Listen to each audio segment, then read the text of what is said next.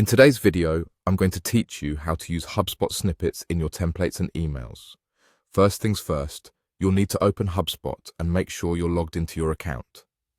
Once you're signed in, we'll dive into the steps you need to follow to efficiently utilize snippets in your communications. Let's make our way to the trial guide. This is an essential tool within HubSpot where you can access all the resources necessary to get your form building process up and running smoothly. It's highly recommended to familiarize yourself with the trial guide as it provides valuable insights and guidance to optimize your HubSpot experience. Now, from your homepage, look for the CRM tab. This is your central hub for everything customer related in HubSpot. Within the CRM section, you'll want to locate and select Snippets. Snippets are incredibly useful as they allow you to store and quickly insert bits of reusable text into emails and templates. Behind the scenes, they can help save time and ensure consistency across your communications. Once you're in the Snippets section, click on Create Snippet. This is where you begin crafting a piece of text that you can easily insert into any email or template moving forward. The first step in creating a snippet is to enter an internal name.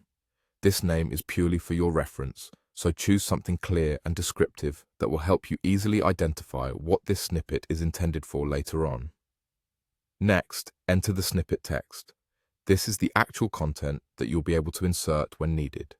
Whether it's a common greeting, a signature, or a response to frequently asked questions, this is where you input the text you plan to reuse. Take your time to ensure it's accurate and aligns with your brand's tone and voice. Once you've entered the snippet text and are satisfied with it, go ahead and click Save Template. And there you have it. Your snippet is now saved and ready for use in future emails and templates. Anytime you're composing a message and want to insert this pre-written text, you'll just need to select the snippet from your saved list, and it will automatically populate the email or template you're working on. That's the basics of creating and using snippets in HubSpot.